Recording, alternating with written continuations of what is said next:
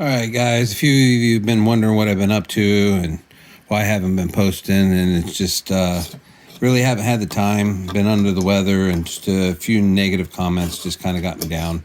But I figured I'd share with you what I've been working on here lately, and that is actually a pressure transducer to do in-cylinder pressure testing. I haven't yet finished it. It is a work in progress, but I'll take you through with what I have done so far.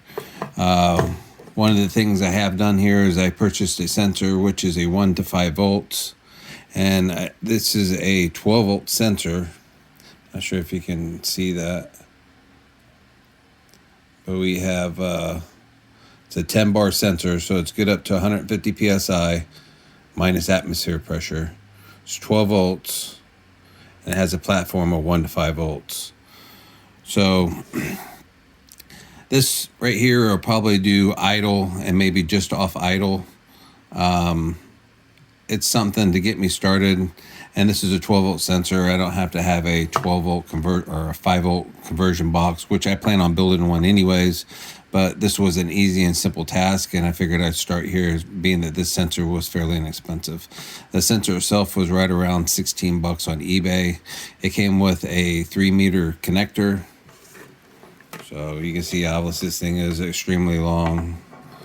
And as what I did is I just took and wired it into a box here. This is just a hobby box. It's got 4 screws inside of it. And as what I did is on the bottom here, I put a BNC coming into it. So this right here will actually go to my scope. And this is the 3-meter wire that goes in from the pressure transducer. So, and then I just used a strand relief here and tied that in. So like I said, we have 3 meters here. It ties into our sensor, and as what I'll do is I'll tie a quick connect on this, and I'll be able to use my regular compression tester adapter. And then as what I've done is I just took some red and black, I believe it's 18 gauge wire, another strand relief with a plastic flat connector, and just like I said, drilled some holes in this hobby box, tied it all together, and soldered all the connections together. And this is approximately 3 meters, I guess you would say. And as what I did is I put a weather pack connector on here. So now if I want to, I can use a Milwaukee battery. I made a pigtail for a Milwaukee battery to actually unplug this and be able to plug a Milwaukee battery into it, or use the 12 volt power source of the vehicle. And obviously we have a fuse inside of here just in case if we have a short or anything like that. So all said and done, this is not a very expensive project. I think I have maybe about $50 into this so far with all the materials I bought to do it. This box was like $8, $16 for this, and some of this material I already had. To tie all that together, what I've done, like I said, is these are my strand reliefs that I purchased. So I have additional ones to do other hobbies now. These are strand reliefs, a box of them that I've had for another project. And then this is a Hankook BNC to banana.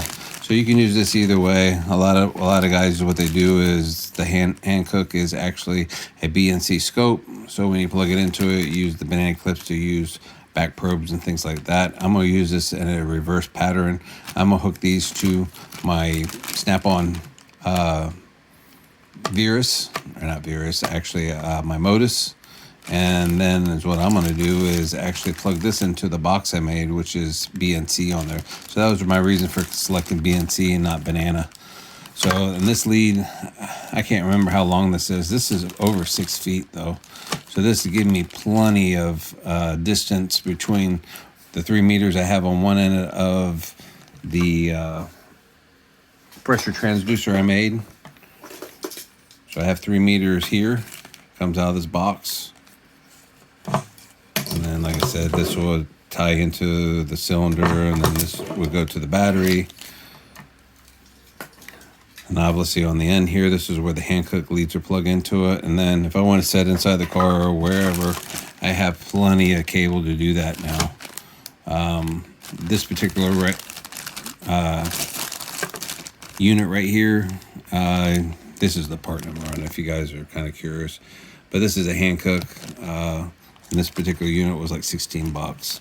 So like I said, I'm gonna use this to plug into the car, or plug into my snap-on scope, and then this is going to go from the scope to the box, and then from the box to the pressure transducer in the cylinder.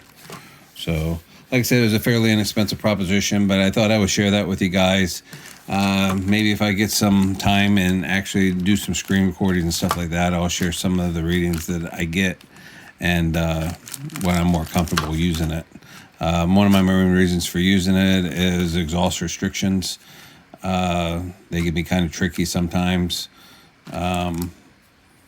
You can do barometric pressure testing and stuff like that, and with the mass airflow, wide open throttle pulls and stuff like that. But this actually kind of eliminates all that. If you got one that just doesn't seem to be making the power that it should be, and you question it, you can actually see that in the back pressure using this in-cylinder tester.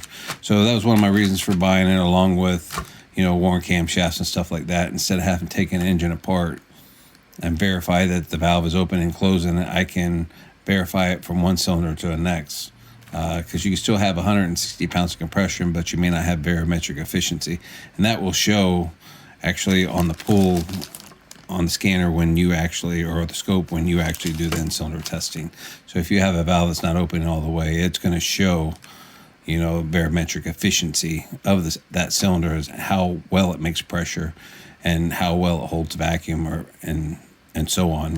So you'll be able to see the positive and negative pressure changes in the cylinder, and you'll be able to compare them to a good cylinder. So I thought I'd share that with you guys. Like I said, I'm sorry it's such a small screen. And this is the hobby box. I bought 2 of these for $8. I don't know if I share that with you, but like I said, I figured I'd share all that with you. And if it's something that you guys actually are interested in, like I said, I will try to make some screenshots when I get further advanced into this, and let you guys know how it worked out.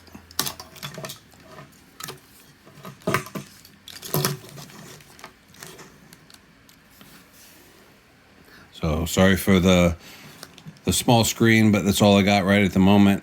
If you guys are interested in any of this kind of content or anything else, or if there's something that I've mentioned in the past or any of my videos you have questions about, let me know. Drop them below. I'll be glad to answer them. So give me a like, share, subscribe, and we will talk to you guys later. Appreciate it. Have a good night.